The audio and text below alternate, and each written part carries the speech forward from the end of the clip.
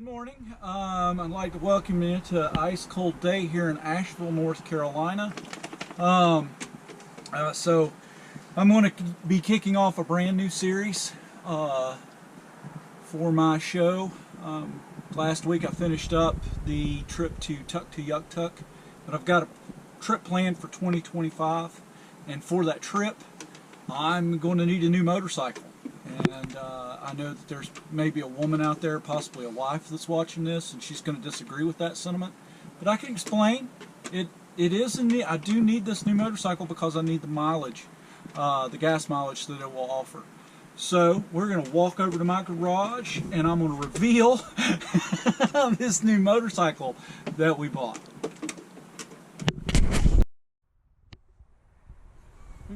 All right. So we're standing here in front of my garage. Tell you a little bit about this story. Back in November, about November the 19th, I placed a deposit on a motorcycle for this. Specifically why I might need a new motorcycle. I have an Africa Twin. It's a 2017. I've got an 18.5 liter tank, and then I purchased from Nomad an 8.5 liter tank that replaces my pillion. You can see that installed on the bike. I have a video showing you how to install that thing. If you want to, you're welcome to go back and look at that. Unfortunately, that only gets me to about 310 miles, and the place I'm about to reveal for my 2025 trip, I am planning on visiting 2 locations for a total of 510 miles with no guaranteed opportunity for refueling. So I'm going to need a vehicle that's really economical on gas. I'm going to need a vehicle that is really, really reliable, and I'm going to need a vehicle that's highly modifiable. So without any further ado, I'm going to reveal my choice of motorcycle.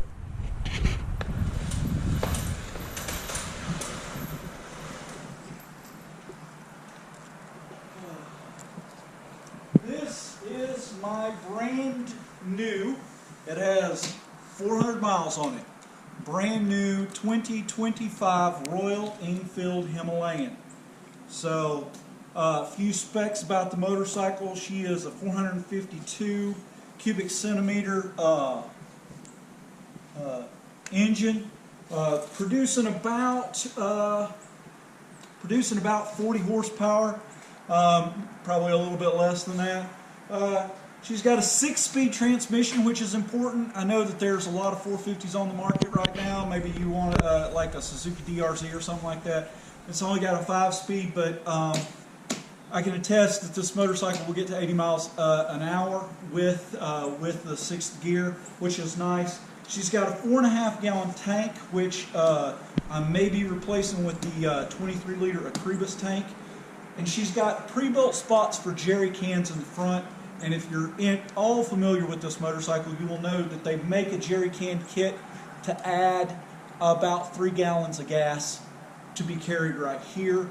And then you all also see that they make a pannier kit that allows you to add fuel in the back as well. She's total dry weight of 432 pounds. Now my Africa Twin is 511 pounds dry. She is a considerably lighter bike, which was very nice. She's got this beautiful 4-inch TFT display, which I was able to tinker with just a little bit, get the Google Maps going on it. It does utilize Google Maps, which will not be accessible once I get past Radisson and up into the northern part of Quebec. So I will probably be also dependent upon my trusty Garmin 396. She's got dual channel ABS brakes on her, and they are switchable. So the rear, you can't turn the rear ABS off, which is probably you can turn the rear ABS off. I'm sorry, you can turn the rear off, you cannot turn the front ABS off. Okay, and now what I've been shuffling around here in my hand is the where we're going, the Trans-Taiga Road in northern Quebec. I'll be traveling there in August of 2025, and I will be taking this motorcycle.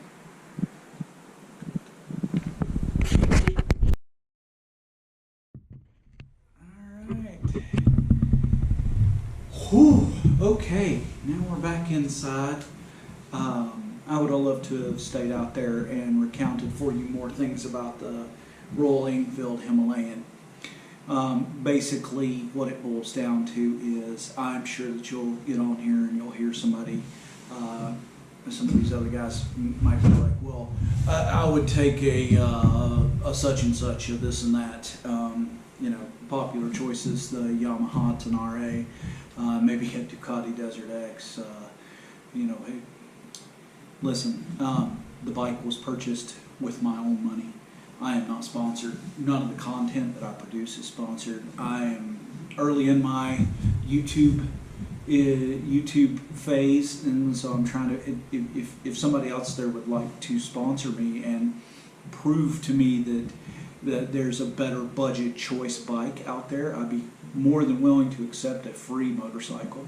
However, for my purposes and within my budget, the motorcycle that best fit my needs for the Trans Taiga is going to be the Royal Enfield. Now, keep in mind, I said 510 miles. Most people will tell you that the Canapiscau Dam on the northern side is not 510 miles away. What I am actually going to be doing is I'm going to be going from the outfitter all the way up to the Canapiscau North Dam, and then down to the southern dam, and then back to the outfitter. I have maps and stuff I've drawn about this, but that's going to be in a later video, and I will show you where I came up with that 510 miles with no guaranteed gas. But first, I'd like to tell you a little bit about the purchasing this motorcycle, because I really feel like purchasing a vehicle should be an enjoyable experience. It should not be something that causes a lot of drama. Unfortunately for me, purchasing this motorcycle did cause a lot of drama. Originally, I placed a deposit for this motorcycle with a dealership in Virginia. We're not gonna, but in Virginia. I was expecting a wait, but the wait kept going. It turned into 5 weeks. It ran into a vacation that me and my wife had already planned to Myrtle Beach, South Carolina.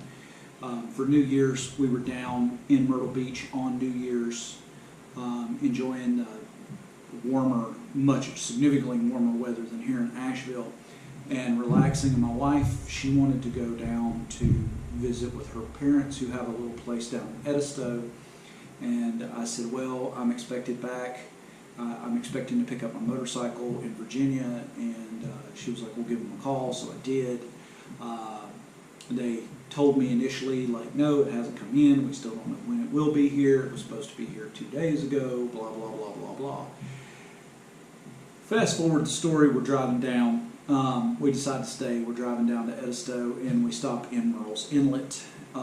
There they have a dealership, a Royal Enfield dealership in Murrells Inlet.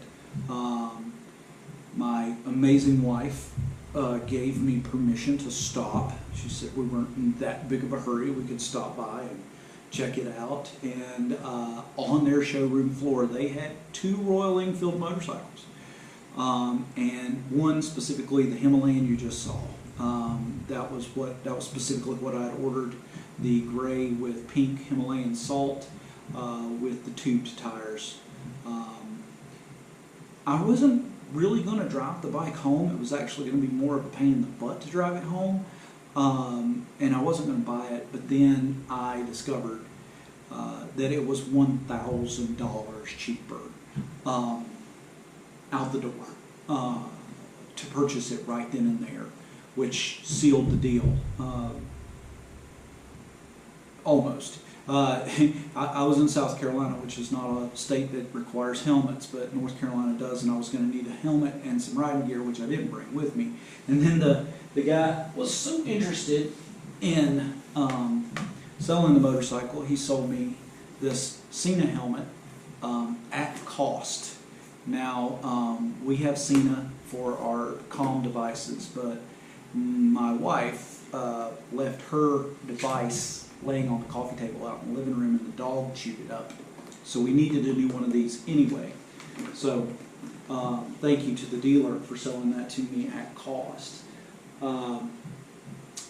That's where I bought the bike, and then I froze my butt off. Well, not Myrtle Beach, I didn't. It was beautiful there.